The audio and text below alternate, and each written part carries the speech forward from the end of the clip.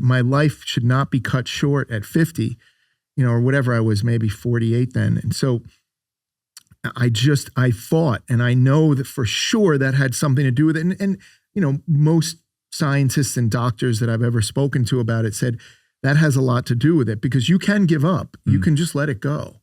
And when you stop breathing, it's all over and you just don't care. And, if somebody's, let's say you're 95 and you're in a lot of pain and you're going, you might just let yourself go. I've heard so many stories of like grandparents wanting to see their kids one last time. And then as soon as they see them, they pass away. Yes. I've heard so many stories of that. Yeah. So I believe that that's what happened to me. But what I've learned from all of it and how many people now I've been able to help, and it was all because people were helping me. One of my dearest friends, Dory Zuckerman, introduced this spray to me, which is all natural. It's a Zinc Iodatum spray. It's not on the market yet. But I still, even once I survived, I was having all day, every day. I couldn't catch my breath. Long COVID, right? Exactly. I had long COVID. And I was in a group. They had these Facebook groups back then. And a Facebook group was the only place. We were all just saying, what do we do? How do we help each other?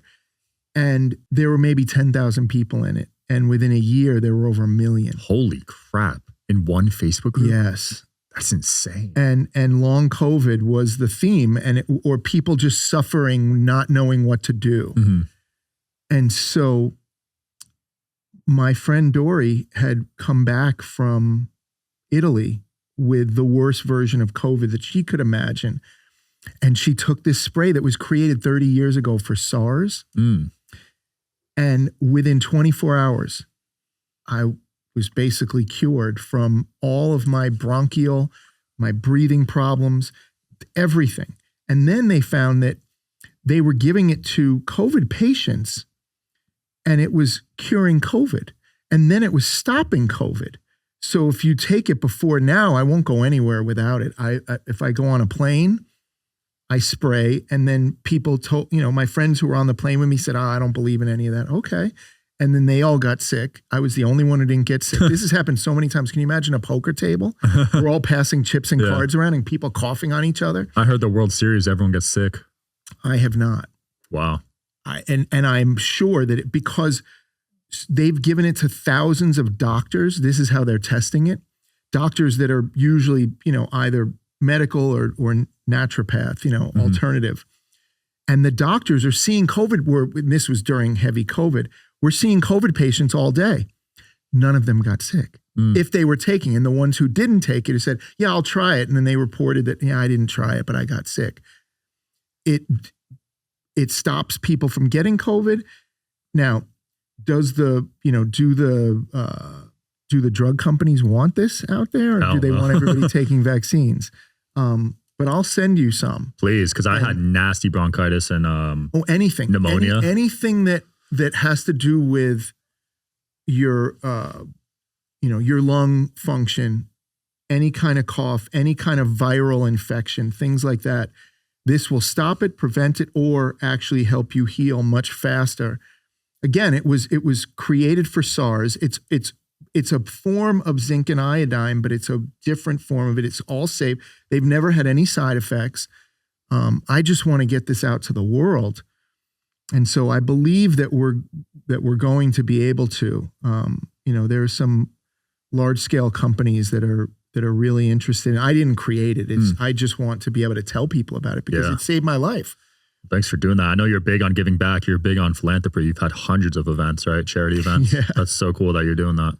The fact that I can, I've been so lucky. I'm pretty good at the production side of things. And so if you can put on a live event and you have relationships with thousands of influencers and celebrities and people that other people want to come and play with, you then just need people who have the means to spend the money, right? So it's basically investors and people of wealth and means that can afford to come to a charity event. And those are really the three things. And then relationships with brands that are willing to sponsor these events. So yeah, I've been really lucky that I could put on these events and then incorporate all the companies that I have invested in or I've worked with or that I care about or that are just generous and philanthropic themselves. I hope you'll be able to come to. I'd love to come to one. I'd love to have one with you because I do have a sizable network of people. Absolutely. That'd be cool. So yeah, the next one that we're doing is on July 23rd. We take over, this is 13 years now, we take over Paramount Movie Studios. Wow. It's a Hollywood kind of one, but it's so much fun. And it's just a blast that it's always sold out. We can only have about 800 people. But it's always oversold. We can't, we can't accommodate all the people that want to come every year.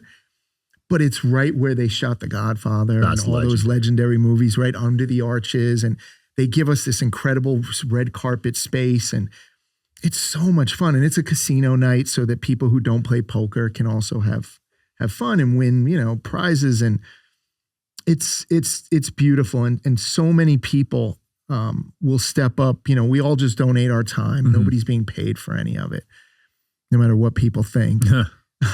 That's one of my favorite parts about poker. It brings people together. It really does. People have no idea how generous and kind and philanthropic the overall poker community is. Of course, there are some bad actors. Of course, there are some people who aren't. But in any group of millions of people, you're going to find a few negative. Yeah. But in general, the poker community is so giving and so caring. And, this is what we call our summer camp every year. And so for the last 19 years, except the few years during COVID, it feels to me, because, when I got lucky and won, that was my first time ever playing the main event. And so for me, next year will be my 20th year that I've been playing poker tournaments in any way whatsoever. Some years I don't play any, and some years I'll play 10 of them. But I try to just focus on the larger ones. And, I've had a decent amount of success. I've been very fortunate. And so, a lot of people think I just played one poker tournament and then disappeared, but it's not the case. You said you got lucky and won. Like, a lot of people think you got lucky. Does that annoy you? Wherever you guys are watching this show, I would truly appreciate it if you follow or subscribe. It helps a lot with the algorithm. It helps us get bigger and better guests, and it helps us grow the team. Truly means a lot. Thank you guys for supporting, and here's the episode.